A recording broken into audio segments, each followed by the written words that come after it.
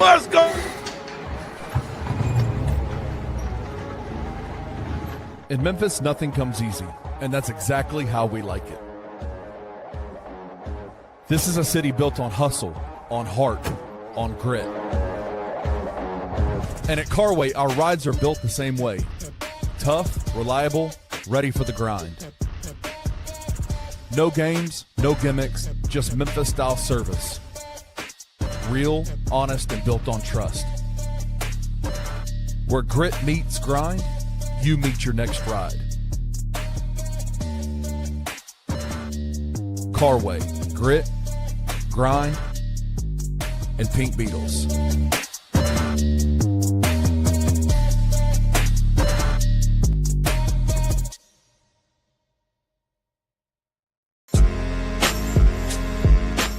In Memphis, we know a thing or two about resilience. From the grindhouse to the Delta, we protect what's ours. But when pests invade your home, it's time to fight back.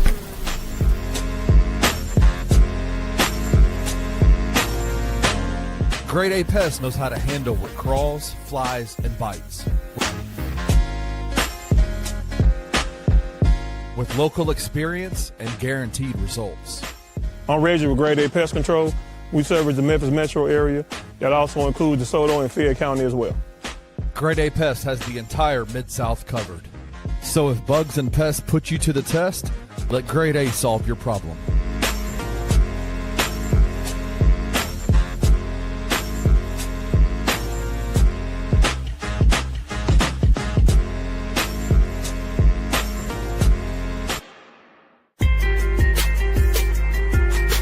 Bluff City Media presents The Anthony Sain Show with your host, Anthony Sain.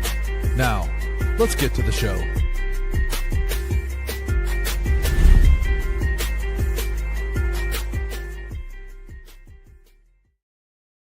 What's going on, everybody? Welcome to the Anthony Sain Show. This is, of course, the host, Anthony Sain. Just got done watching a very, very dope late night tip game between the San Antonio Spurs and Oklahoma City Thunder, man. Oklahoma City Thunder failed in game one, man. We'll talk about that later on in the show because we got my guy Evan Hayes here today, man. Y'all know who he is, man. Y'all know him from the No Bluffing podcast with my guy Chris Ingram. You probably know him from writing articles for Sports Illustrated. You might know him from not Grizzly Bear Blues, man. You probably know him from Field Street Bears, man. Field Street Bears, man, doing his thing, man. You know what I'm saying? We own the property to the Grizzly Bear Blues over here. I think we still own this shit. No, I gave it back to him. Man, I gave it back to him. Why you gave it back to him, Kenny, bro? Man, we had everything going. Hey, man, because look, man, I like Parker. I like Joe. I like Sean, man. I'm gonna let him have it back. But all them writing for what's the name, though, right? Ain't they writing for? Man, these boys just want the shit back just cause, hey, man. Just cause, man. You ain't gonna do nothing with it. Give your little shit back, man. Kenny, matter of fact, I might put something out tomorrow. I guarantee you even see me putting out on nothing outside. You gonna write something? You gonna write something? I might, man. Ain't like I can't put the pen to the paper, man. You know what I'm saying? Sain got motion, bro. Like, what you talking about?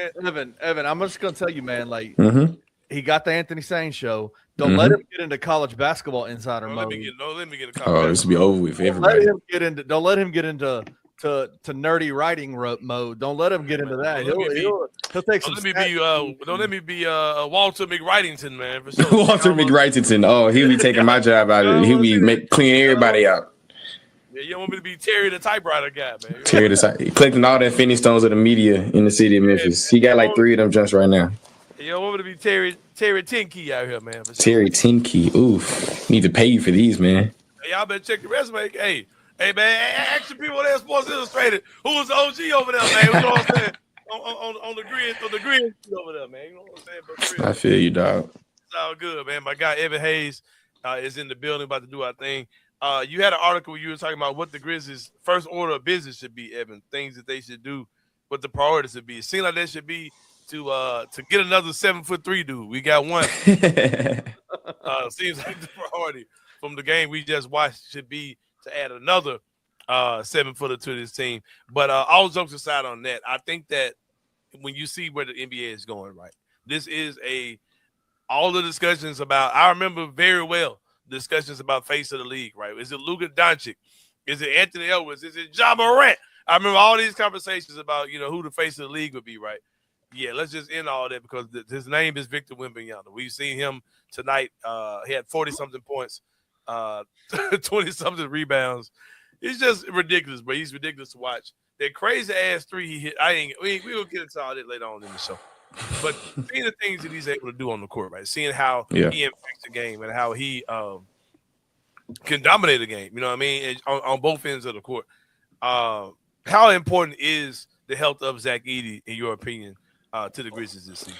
I think it's the number one most important thing going into this offseason or going into next season, because we've seen with I believe he only played 11 games last year. If I'm correct, he went 7-4 in those games.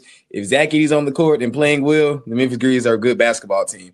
And it seems like, looking at the rest of the league, Zach Edey may be the only guy equipped to stop that 7'5" guy in San Antonio. Because when they play each other, Wemby still gets his, but just physically, that's another guy that can physically go band for band with Wemby.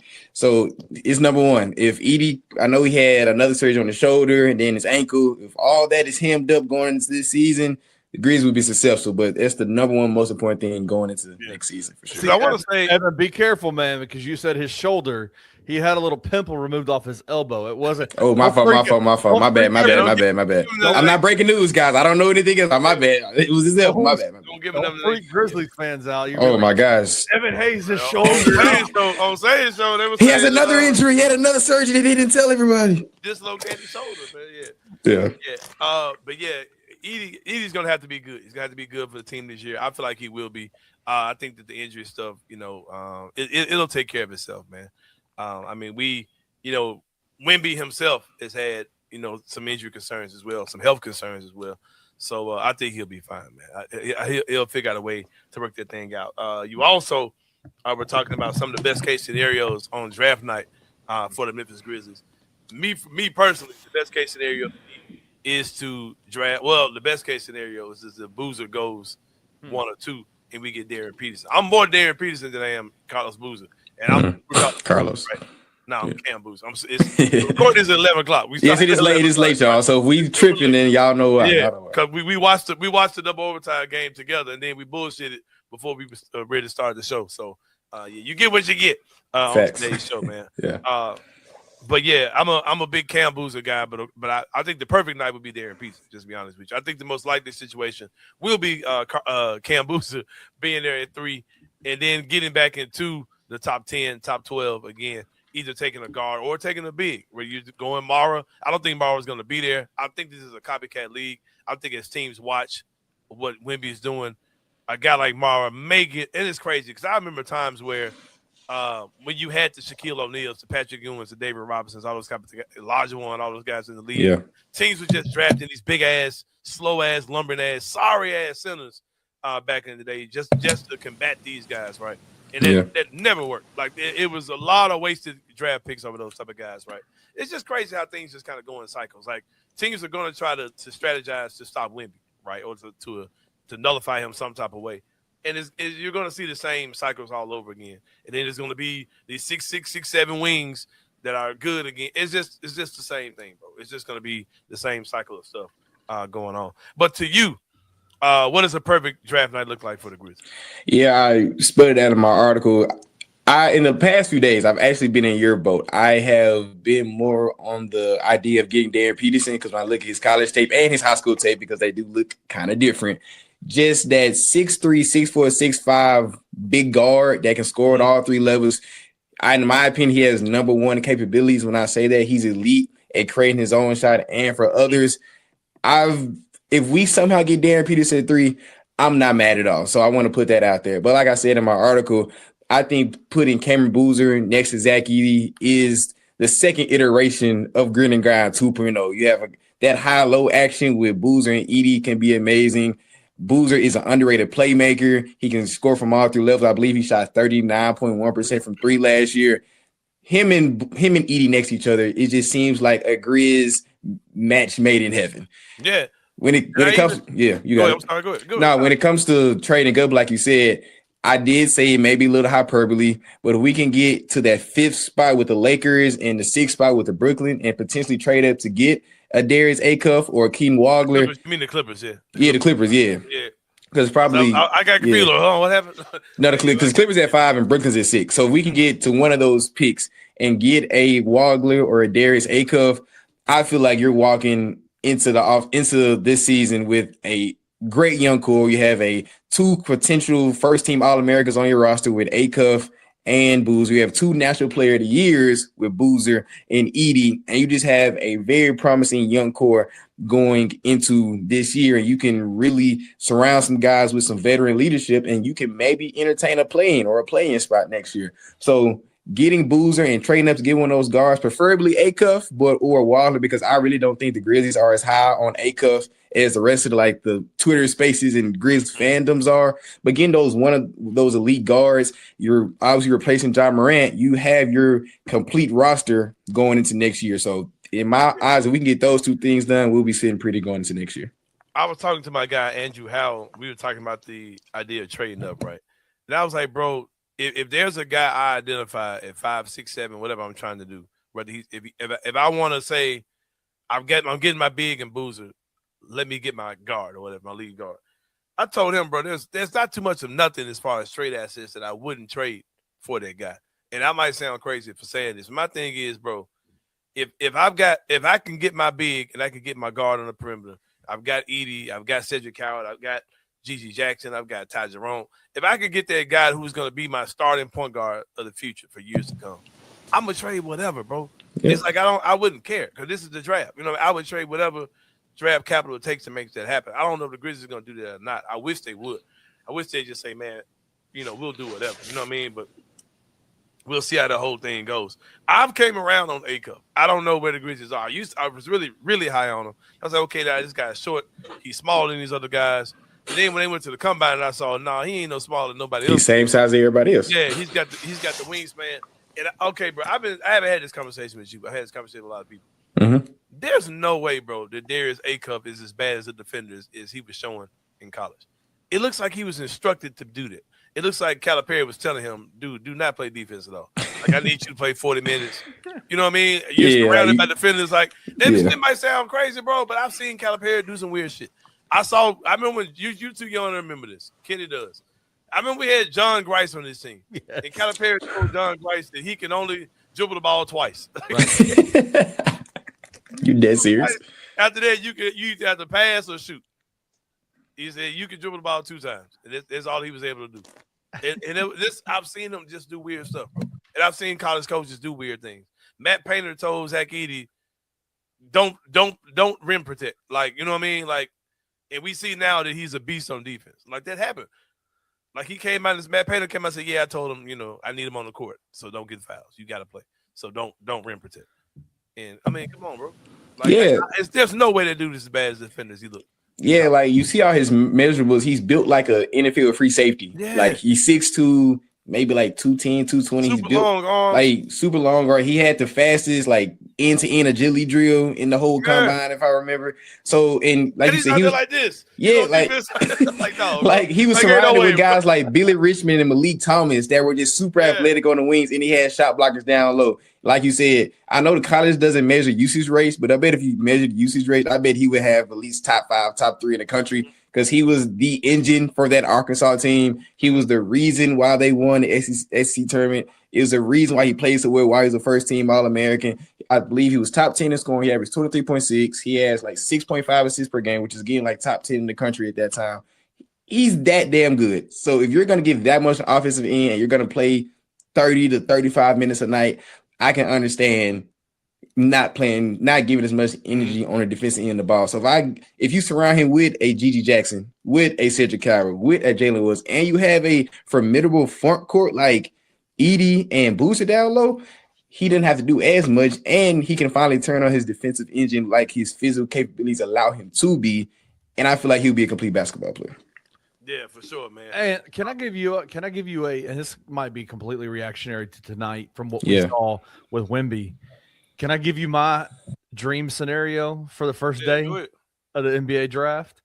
I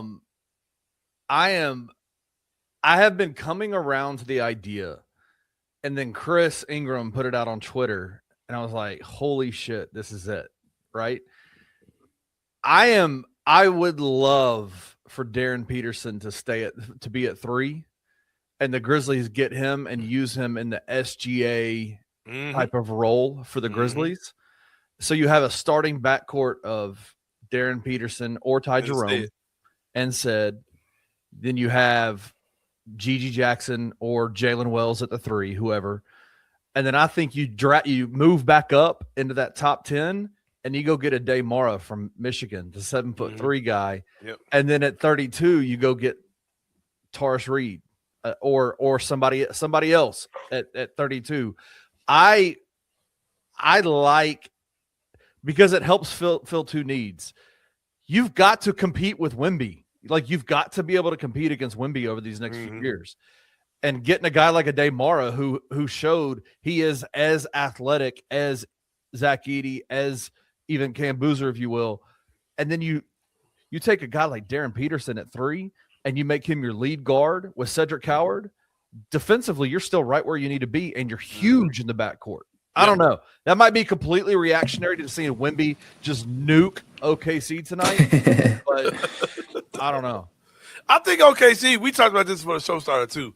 I don't like how they were defending him, man. Put a big on that dude and start going around, man. Why is Caruso guarded? It is total arrogance of OKC to play Caruso on Wemby. Yeah. You are going to lose. That ain't Jaren, bro. Like they're trying to be like Jaren. Like you can't front Wemby, and he's not gonna allow Caruso to push him off his position like Jaren did. Like that's not gonna happen. And you see when he got the ball over Caruso, the drop man, and most times Holmgren was too late, and it was either layup or dunk every time. So they had to switch that up.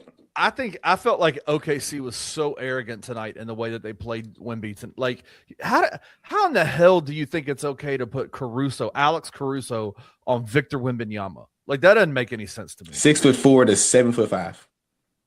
I'm like, come on, man. Yeah, that was some sick stuff for sure. Other things that the Grizzlies can do this offseason include, we've got the trade exception, we've got cap space, right? We got some cap space this offseason as well. I'm big on the Cam Johnson thing. Like I want to go get Cam Johnson from Denver. I do not believe that he started to suck at basketball all of a sudden. I think that Denver system just didn't fit what he's able to do. I think he'd be a good vet for this team, all those type of things. That's just me. You know, I think there's not the only one I would do. There's some other moves I'd like to do as well. Hardenstein is a guy. I think he's headed to Atlanta, but I could just see a lot of guys. There's a few guys, a lot of teams that are salary cap strapped where I could see us giving some relief for them into that trade exception that we have. What are some things you would like to see transaction-wise, whether it's a sign or a trade this offseason with the group, outside of the draft? Yeah, outside the draft, my number one is Edey insurance, and we could get that in the draft. But as we talked about in the first part, since Zach Edey has had his injury woes, and of course I'm not wishing that on Zach Edey, you at least you want to have another supplementary big to take that place if and when Edey misses games. So in my head, Isaiah Hartenstein is the perfect guy.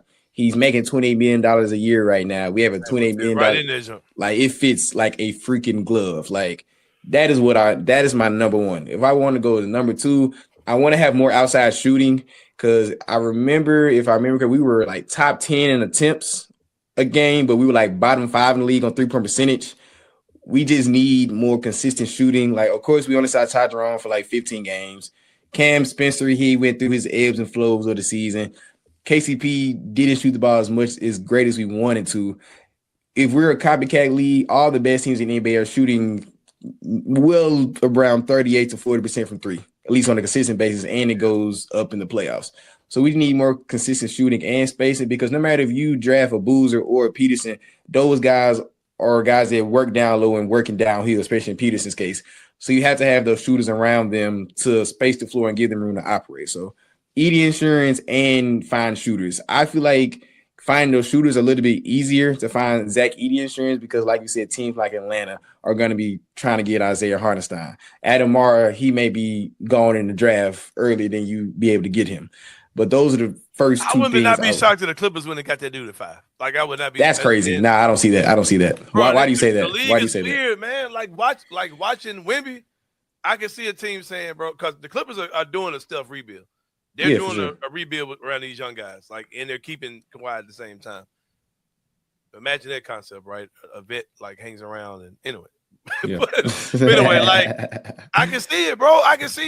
Bro, I'm telling you, you too young to know, Evan. Kenny, you know this.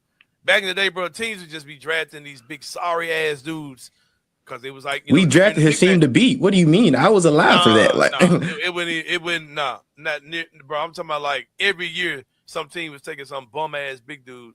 Oh, we gotta have somebody to guard Shaq and them, and like Michael Olowokandi wasn't he a big man? Yeah. Okay, that's the name that came back in my head somehow. Anyway. Yeah. Olowokandi, they thought that dude was gonna be like what Embiid is now. That's crazy. But that's cool. Yeah, man, it's definitely a copycat league for sure.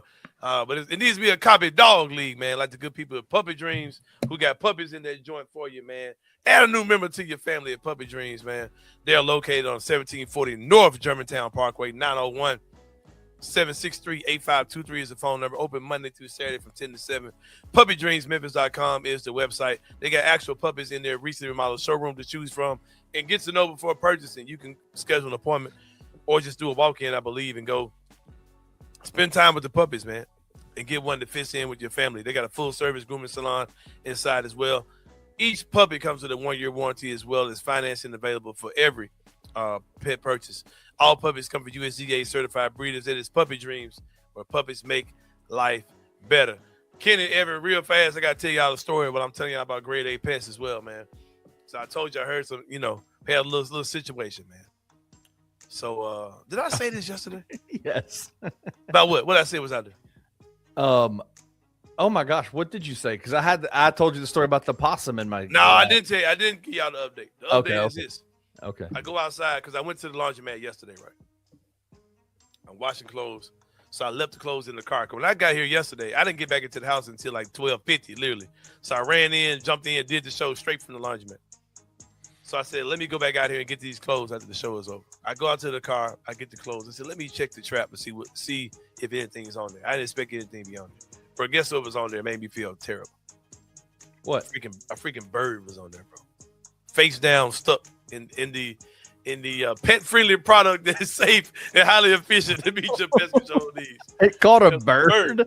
A literal bird. I felt so terrible. I was like, oh, it's effective, man. Hey, at least you say it works. The question is, did Julia know who the bird was? Did she know all things about right. Julia does know all birds. But Julia said, oh, there's no such thing as birds. I know that bird. It's a good question. Yeah, does she know it? Does she know the bird?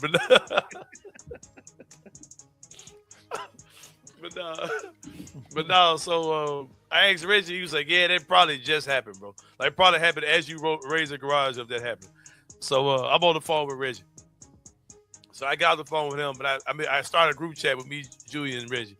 I said, baby, there's a bird on the trap. I said, Reggie's going to come out in a couple of days to drop some more traps.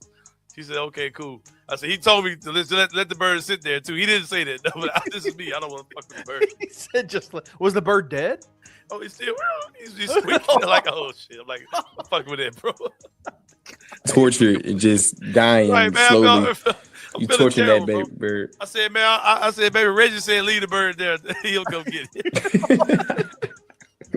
Reggie's like, no, I didn't. I didn't say that. How did Reggie respond? He's like, yeah, that's exactly what I said, Anthony. My man, he already knew what was up, bro. Then he was real friend. He said, yeah, man, but I'll come and get it if it's still alive. But if it dies, you just go ahead and grab it. Because it's gonna start. It's gonna stink, yeah. So what the hell? Tell me the bird's gone. Man. Is the bird gone now? No, bro. I went to work for that shit. Just still there. Man, face down, wings trying to get out. Fucked up. This shit fucked up, man. That's crazy. Reach out to my guy Reggie Freeman Alexander. He'll get you away. He'll lie to your wife and tell her that you don't need to do that, bro. Just leave it alone. I'll take care of it. The bird will be fine. He'll be all right. 628-4867. Shoot me email, gradeapservices@gmail.com. That is Grade A Pest. And Jesus. also, man, speaking of birds, man, get you some of that yard bird, man. That barnyard pep for Waldo's Chicken and Beer, man. Go get you some, man. It's great stuff. Great food. I can't wait till I'm out there Thursday. I can get some more myself. They got a made-from-scratch kitchen. Nothing's frozen, all fresh food. It's a great spot for families. They got a game room, full bar and TVs for that full family experience. All fried food is fried in beef tallow instead of oil. They got premium southern sides like greens, white beans, and macaroni and cheese.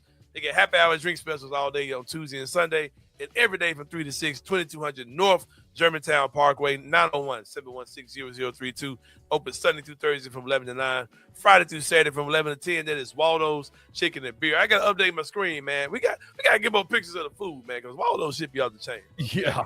I got to get y'all some more pictures of the food, man, because we really ain't shoot me some over. I got to update this screen. I got you. We got to get Waldo some more stuff going on, man. But, yeah, we're going to take a break real quick. We got my guy Evan Hayes in the building. He's going to be back for the second half of the show. We got some money to give y'all, too, man. We are brought to you by, powered by, sponsored by the good people at FanDuel Sports, but we got some money for y'all. It's coming real soon. We're going to talk NBA Conference Finals on the East and the West with my guy Evan. We're going to talk about that and more on the Anthony Sain Show. We'll see y'all in a minute.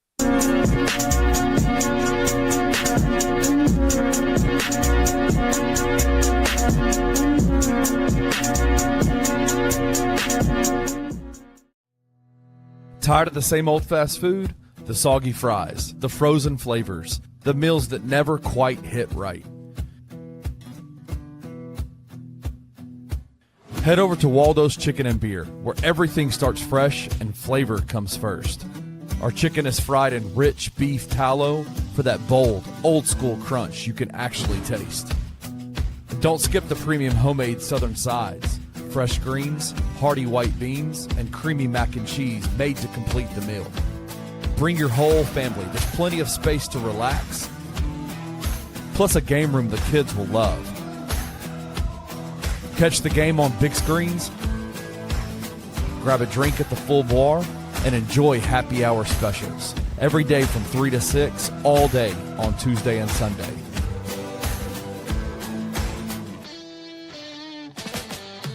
Waldo's Chicken and Beer. Real food, real flavor, made from scratch.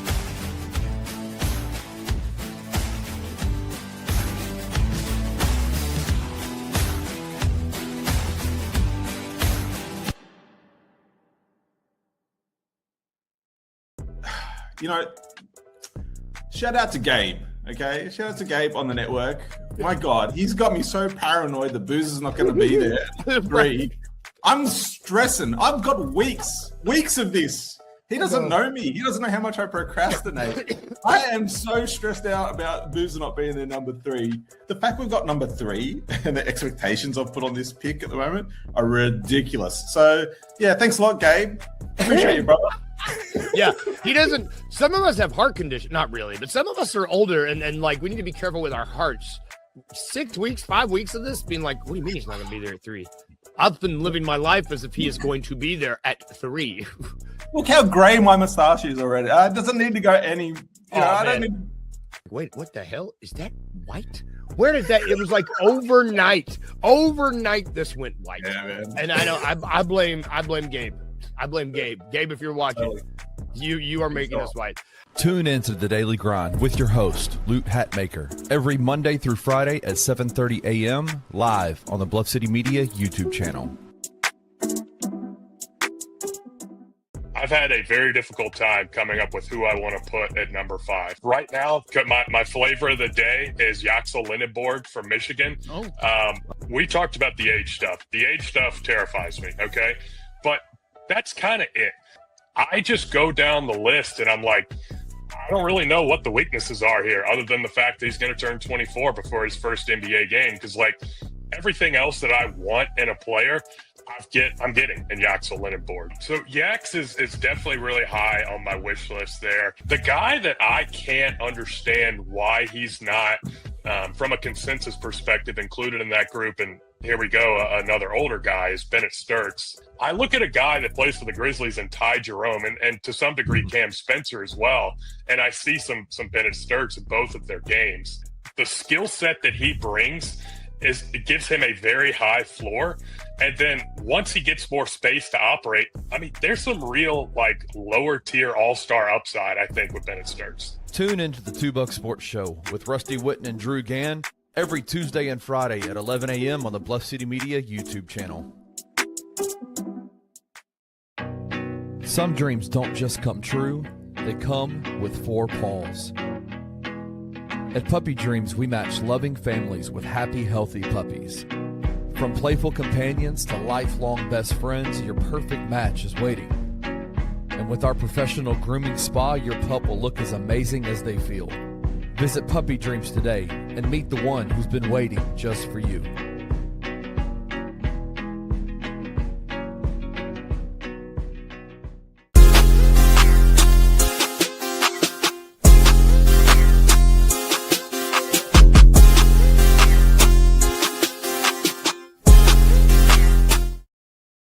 All right, y'all. Welcome back to the Anthony Sain Show. Got my guy Evan Hayes in the building, man. We're doing a late nighter, man. Y'all getting it in the middle of the day. We are late as hell, man, recording this joint. My guy Evan, man. I get to sleep in tomorrow, though, man. Hey, bro, I ain't gonna lie, bro. My oldest bonus daughter, Autumn. The days are counting down, man. The days are counting down. School is almost over. I've been getting up early as fuck, taking Autumn to school, man. Talking about some 6 a.m. type shit. Hey, bro, I'm sleeping in tomorrow. The little one is graduating. Arbor graduating 5th grade, whatever bullshit. She graduating in the same building next year, but whatever, bro.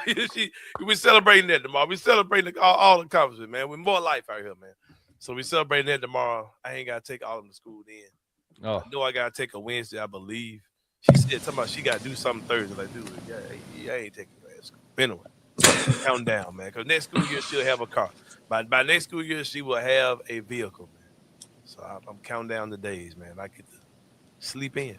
I get to enjoy the fruit of being an entrepreneur, man, and not having to hit the clock, man. I get to sleep in, gentlemen. I'm almost there, man. I'm almost there. Almost there. Just hold on. Man, it's gonna be a busy summer. Y'all, of course, y'all know Memphis Magic Volleyball Institute. We are doing some volleyball clinics throughout the summer.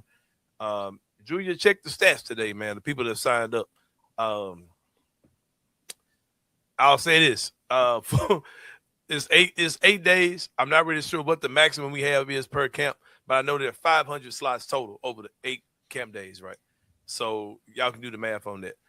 But Julia said there are 300 and something slots already filled up. I was like, yes, sir. That's not 300 kids, but there's slots. Like one kids may go to several of them, so they would count. All those slots count. But yeah, whatever it is, we're super excited about it. Man. Oh man, it's great, man. Shout out to you, bro. I ain't gonna act like I ain't terrified, but I already know who hand is in. Met an older couple today at Music Bingo who said, "Oh, we come to Waldo's and play with you all the time." And I was at another location. They was like, "Yeah, we come over there all the time." And we just got to talking, and they said they were going to New Orleans. I said, "For what?" They said, "A volleyball tournament. Find out their daughter's a coach at XYZ school." So they could. I'm like, all right, bro. Like, I really ain't got. You know what I mean? Like, I don't. Like, it's crazy how the whole thing is going down, man, for sure. So we're super excited about that. It's going down, man. But we're back for the show. We are brought to you powered by the good people at FanDuel Sportsbook.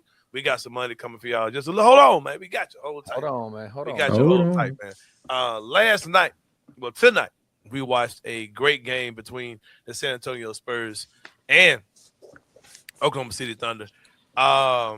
There are some things that happened in this game that I don't bank on seeing again. I don't think that SGA and Chet Holmgren will be that bad again.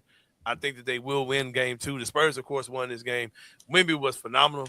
What he did, I could definitely see happening again. Yeah. I hope that I don't see them trying to face guard him with a 6'3" guard again. You know what I mean? I hope that that's not what they do. I get the idea. I get the premise, what they were trying to do. And I remember, and I hit up Evan. I said, all right, Evan, this game going to overtime. You want to record or you want to wait? Evan's like, nah, bro, I want to wait. It's all right. We end up overtime. So, I guess it is what it is. Evan, what are your thoughts on the game that we just saw wrap up about an hour ago? Yeah, Victor Wembanyama, man. That's the number one takeaway coming out of this. 41 points, 24 rebounds on a very efficient 14 for 25. 1 for 2 from 3, went to the free throw line 13 times, made 12 of them, had 3 blocks, a steal. So he's the story. When you in his first Western Conference Finals game is the face of that franchise, he lived up to the billing. And of course, his co-stars and Castle and Harper had great games as well. I didn't like that Castle had 11 turnovers, but also had 11 assists. So I guess it kind of cancels out within itself. With De'Aaron Fox out, the young guards, Dylan Harper showed up. They showed a lot of grit, just be able to counterpunch against an OKC team that didn't want to go away at all, because I believe San Antonio was up by like 12 at one point. I know early in the first half. But just the fact that they was able to stay calm in a hostile environment on the road and actually go in their place and get a W says a lot about the maturity of that team, even though they're a very, very young team. Yeah. But on the OKC side, I agree with you. Like, SJ had a very uncharacteristic night. He had 24, but he took 23 shots to get there. He took 7 shots, only made 7 threes, only made 2 of them. So I don't think he's going to be that bad. He did turn up in the fourth quarter. I believe he had like 14 of his 23 points in like the fourth quarter in overtime. So I'm not betting on him to be that bad, but I really don't think it was just because he was missing. I just feel like San Antonio's defense is just that damn good. Different, man. Yeah, they throw those damn guards at you, man. They got so many damn 6'6" guys they just keep throwing at you. They're damn near impossible to beat, man. And speaking of betting against SGA, we had a bet yesterday. Yeah. Everything hit. If I'm not mistaken, yeah. For SGA, 25, he gave you 24. Wemby gave you 25. Jalen Williams gave you 15. What was the other one? It was it Chet? No, because Jalen and SGA. It was Dylan Harper. Dylan Harper had to give you 15. I definitely think he gave 15. Oh, he got 24. So he hit 24. Let me. I've been so mad at him. Can I just tell you, man? Like, I am. Every time I watch him play, I am more and more impressed with Dylan Harper. I think that dude is going to be in year 2 or 3 one of the top. I think he's going to be top 10 next year, top 5 the year after. Like, that dude is so fucking good, dude. I just am so impressed by them, because like you even saw it tonight. Like, he had to start in place of De'Aaron Fox, who's a veteran point guard who, like, when Wemby's not in the game, that everything falls on De'Aaron Fox to keep that ship going.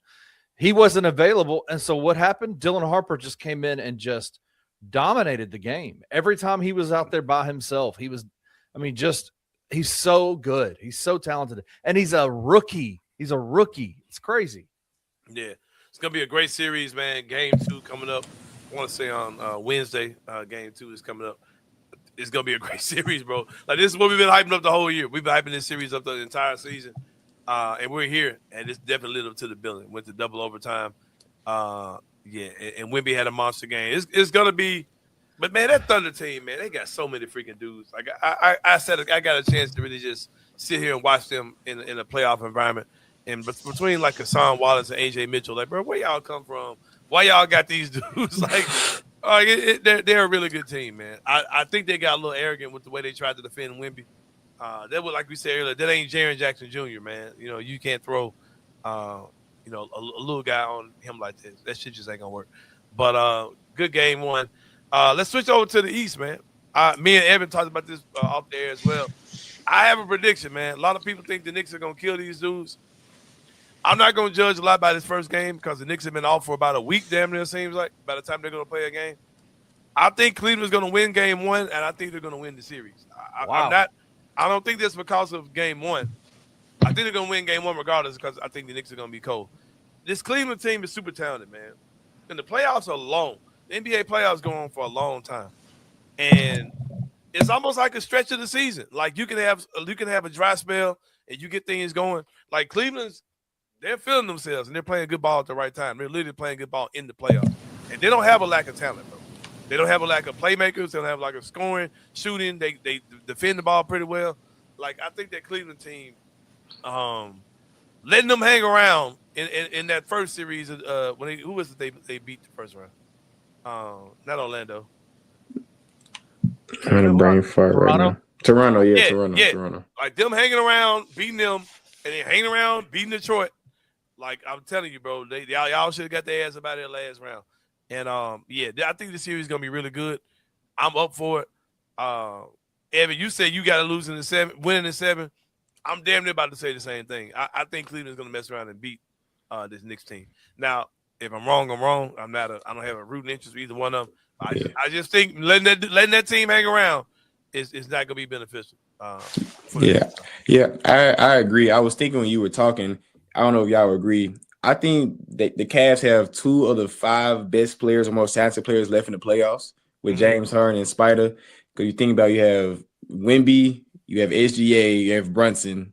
Then who I will put Spider and Harden over those in those last 2 spots. In the playoffs, it comes down to the stars playing big. And I believe being that they're finally, well, James Harden's been there, but Spider's first tape is conference finals.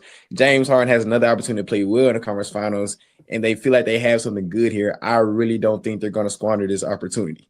We're talking about people not playing well in the playoffs. The Knicks have infamously bad playoff performance on their side, with Cat being inconsistent in the playoffs, their wings of Mikal Bridges and OG Anunoby being inconsistent in the playoffs.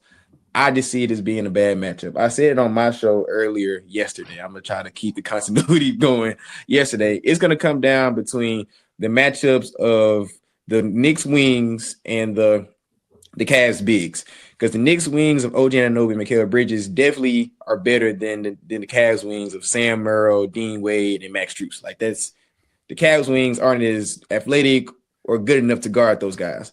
But also on the flip side, the big man duo of Evan Mobley and Jared Allen are better than the front court of OG Anunoby or even Mitchell Robinson and Karl Anthony Towns. At least from a physicality standpoint, I feel like the Cavs have the edge. So what I really think the X factor of both teams is, if the front court of the Cavs play well, the Cavs are going to win. But if the wings of the Knicks play well, the Knicks are going to win, because I feel like the guards are going to balance each other out. I feel like Jalen Brunson, Spider, and Harden are going to do those things. But it comes to the co-stars to see who's really going to come out and win this series. But I really think on those matchups, I got Cleveland in 7, y'all. Yeah, it's a lot of stars on both sides of the court, man. I'm just still not, as much as I love James Harden in the regular season, that postseason James Harden ain't he had a really bad game in Game 7 against the Pistons, and thankfully, because of Donovan Mitchell, they were able to get past it. But he has not had a good playoff run this year, and he hasn't had many in his career. So it'll be interesting. I do think James Harden, if he can get off, it'll be great. But if the Knicks beat them Game 1, the Knicks gonna win the series. If they don't look rusty and they beat Cleveland ass that first game, they're gonna win the whole series to me. But I think that if they come out rusty, Cleveland's gonna win Game 1, and because of that, they're gonna win the series. But we'll see, man. We'll see for sure. We will definitely see for sure. Also, we got some money for y'all. I told y'all it was coming, man. We got some money for y'all. This is Cleveland has been a boring team in the playoffs. this gonna be a board bet, man. Rebound bet. It's Josh Hart getting 10 rebounds, Jared Allen getting 10 rebounds, Evan Mobley getting 10, Cat getting 10. $10 will make you $133.56 on FanDuel. Get that joint. There's gonna be a lot of misses. It's gonna be a lot of rebounds in this series. Crazy. It's gonna get ugly. They're gonna get nasty. That joint did not sound crazy to me, bro. Yeah, what part of that seems off to you? Because that's good odds for. Yeah, facts. You would think Jarrett and Evan and Cat would all get 10. Is it Josh Hart? I will say this. Jared Allen has been, is it whitelisted is the word when you don't use somebody? Is that what you say, whitelisted? When he's banned from betting, I don't fuck with Jared Allen at all. Blacklisted. Blacklisted, blacklisted. He's on the no-call list. Jared, no bet. Oh, wow. Jared Allen has screwed me out of so many $10 bets, bro, that I've placed, man, because it comes down to rebounding. Evan Mobley screwed me on points a lot. Cat has always taken care of me on parlays, man. Like, if I do like 10 rebounds, 15 points, I've hit that with Karl Anthony Towns probably a million times. Josh Hart, I think that's doable for him, especially in the playoffs. But it's the Cleveland guys, I think that could be the issue. Who's key for both teams in this series, do you think? Who has to go off for both teams for either one of those teams to win? I think this matchup, in my opinion, is going to be the key to the series, those two big men. I think if Jared Allen can have a big series, Cleveland can win. And I think that, if Cat comes out there and he's dominant, I think the Knicks are going to pack their ass up. I think that big man matchup is going to be key. Yeah, I agree. It's definitely going to come down to the front courts. I feel like they're going to force New York to play some double big lineups with Mitchell Robinson and Cat, and you haven't seen a lot of that. So that may force New York to be uncomfortable as well. But also they have the guard Cat, and they have to come out to the 3-point line. And Jared Allen hasn't shown us to be the most comfortable regarding on the 3-point line. But if you put Evan Mobley on him, you may be giving up some weight. So I feel like it's gonna come down to the front court. And it's gonna be a good series. Look at the league getting back to the big uglies, man. Look at the Man, league, for man. real, man. The early 2000s and the 90s, man. Is it Yeah, okay man. that I love this? I love it. I love that the big men are coming back, man. Like I really And do. it's all black center. Shout out to Isaiah Hartenstein, man. It's all black center. No. He's with us, man. He's over here. I will say this. I did notice He has a Evan's black like- father. I did notice. And like that's my theory. Nobody with a black granddad and white, man. Like, I did notice that Evan was like it's the wings of New York versus the wings of Cleveland, like Max Strus, Dean Wade, and Sam Merrill. Motherfucker, what are you trying to say, bro? He just named all 3 white dudes, bro. I'm just reading the roster, man. Like, what do you mean? I'm like, give Sam Merrill a shot. yeah, for sure. Against We 6'8" about OG to, Anunoby. we about to wrap this thing and go. Man, I got one question for you, bro. It's something we haven't really touched on at all. Where are you as far as draft night? Like, are you Boozer or Cam Wilson? I don't know if we got to that question because I know we talked about Cam or DP. So Yeah. if it comes down to if the draft pretty much goes the way we expect it to go, where it's the Master 1, Peterson 2. Are you a Cam Boozer guy or are you leaning Caleb Wilson? Yeah, I'm definitely Cam Boozer all the way. If we end up picking Wilson, I'm going to be mad because he possibly has the highest ceiling in this draft with his athleticism and his defensive intangibles. But call me a little PTSD, but I want more production over highlights just in my new next generation of Grizzlies basketball. Yeah. And I feel like when you just have a solid guy like Boozer that you know what you're getting, and I feel like he can still be an all-star or all-NBA guy, and he fits better in our scheme with what Tomas Islo has over Wilson.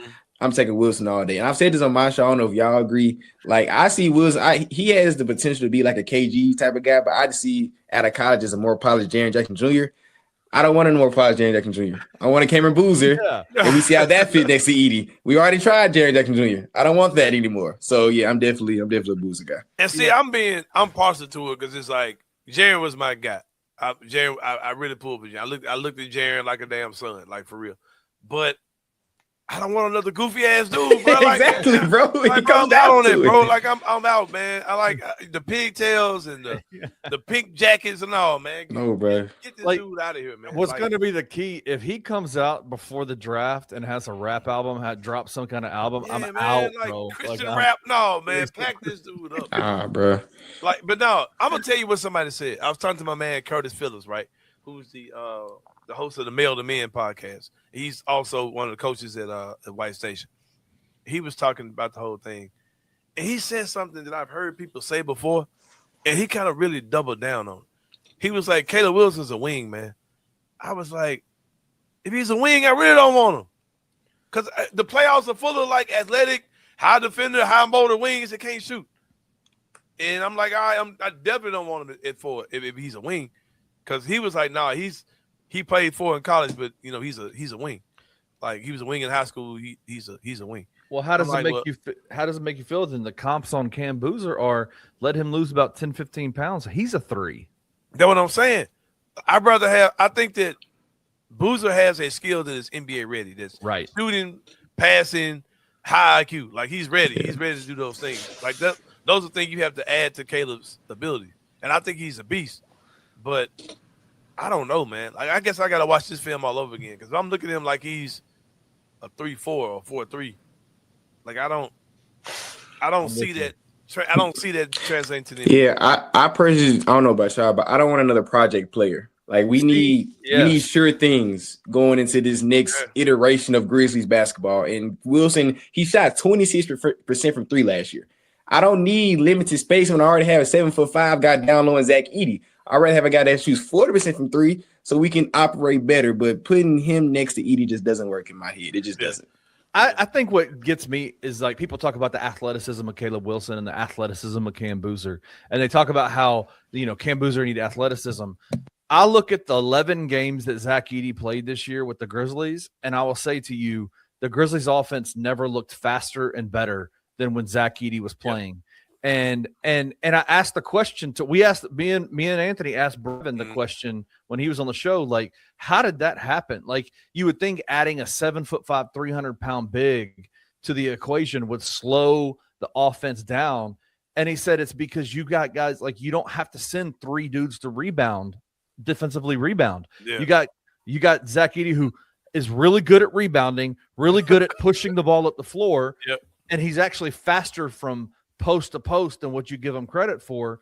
He's going to make the offense look better. And so when I hear people say that about Cam, I'm like, Cam is as good of a rebounder. He's really good at rebounding. He can push the ball up the floor. Like, what if a really good basketball player with a lot of skills actually makes this team faster and better than a really athletic wing / forward who can't shoot? Like, who can't shoot? Yeah. And we all talked about the dream of, man, like, what if we got Jaren with the ball in his hands and Edey's the screener? And no, we were ignorant. We were slow. We will see that shit, but these two do. Oh, facts. Edey and we'll see that shit a lot. The big pick and roll. Yes. Come on, man. The high low and Booz can actually pass out of double teams. Something that Jaren still has not developed in year 9. Going to year 9. Screens. He can set screens. He don't set fruity picks. And touching people. Oh, I'm gonna roll halfway. I'm gonna go this way. Come with me. We foul you. Like, what are you doing? I'll hug on the way down to the rim so I can pick up another foul. No, but what's worse with Jaren is he'd set a screen and he would constantly get knocked to the ground. Like, that's the part that pissed me off. Like, just stand on your feet, bro. Like, stay off the floor. Yeah. Oh, God. Yeah. We will. We'll be watching. We haven't made anything official, but we will have a Bluff City Media watch party for sure. For the draft. Sure. We're about 35 days away from that joint, man. It's gonna be off the chain. Well, Evan, I appreciate you, brother. You've had a busy day today. By the time y'all watch this, he'll be 2/3 of the way, because you got something else to do today too, right? You got us, Gary, and something else you're doing, right? Nah. Unless I put out an article, that's all I'm doing on camera tomorrow. Yeah. I told Evan is one of my mentees as well. He's my man. I look at him like I don't want a son, no little bro, my guy, but this is my guy. But I told him, I said, bro, we got to talk once a week, man. And we've been doing it so far. I've been enjoying it. Hope you've been enjoying it as well, man. My boy, E11 Hayes on Twitter. Y'all can follow him.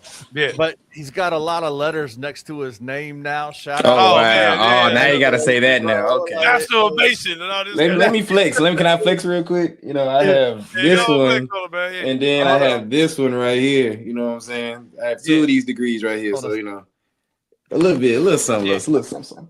Yeah, man. Before we go, got to show some love to the good people at Carway, man. Carway Automotive Group will get you in the game with a quality used car. Get with them, man. Out there on Germantown Parkway, 6154 Summer Avenue, 901-440-8251. Bad credit, no problem. If you're a Barbie girl living in a Barbie world, man, they are the only place in the world you can get a pink Beetle, the official Barbie dream car. They got them joints on the lot, man. When I came in the other day, they had 2 left. They said, them ain't the 2 from the last time you was here. Because we had 5 or 6 of them last time you was here. We didn't got some more, and you only got 2 more left from that, some more. You know what I'm saying? So get out there to Carway. They will get you squared away for a quality used car, man. Also, hey, real quick, how's my beard looking? Oh, man, you looking smooth, man. You looking smooth, though. Looking smooth, man. Because of this right here, Skin and Beard by Braid Joy. It's a silk polish and a silk serum. The silk polish is a sugar scrub. Smells good. Feels good on your skin as well. The silk serum is a beard oil. Feels absolutely amazing. Like I say all the time, something that stands out about it to me immediately is the smell of it. And also, typically, when I put any type of beard oil on, I want to wash it off my hands immediately. This stuff feels so good. You rub it right into your hands. It's incredible, bro. Lee, you're right. Evan, you been using that job too?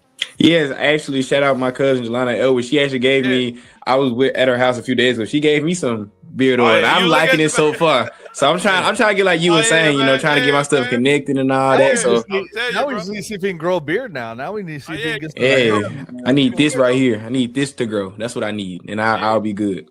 Yeah, get you some of that joint at braidjoint.com, man. Yes, And sir. after that, man, you got to get my boy Antonio Jones, man, the master of definition. Let him chop you up, man. Get you squared away, man.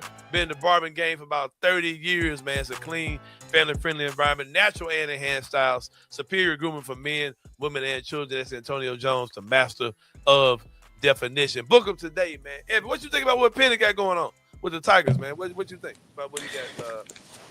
I'm liking the roster. I love that he's bringing in local kids. Of course, you have Fred Smith, Cello Jackson. You even got my boy Josh Holloway. Shout out Josh, friend of mine. I'm way excited on this roster this year than I was last year. I feel like these guys are going to try to represent the city very well because the guys last year, Kenny watched it way more than I did because he's way more attached to the Tigers. He can tell you. Them guys didn't want to hoop for the city. Like, as much as I love Doug and the crew and Sincere Parker, but they didn't seem to have the pride for the city like a Memphis basketball team should.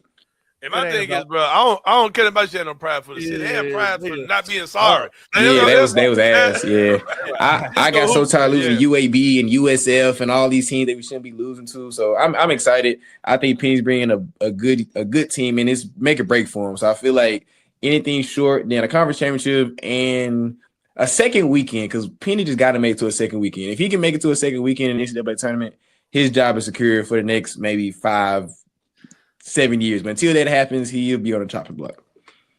Yeah, man. This is my man, Evan Hayes. It's been a good one, man. For Evan Hayes, for Kenny Stubblefield, this is Anthony Sain. We'll see y'all tomorrow, man, and we out. Thank you for listening to the Anthony Sain Show. If you enjoyed this episode, leave a rating and a review wherever you download your podcasts. Also, like and subscribe to the Bluff City Media YouTube page. We'll see you back here next time.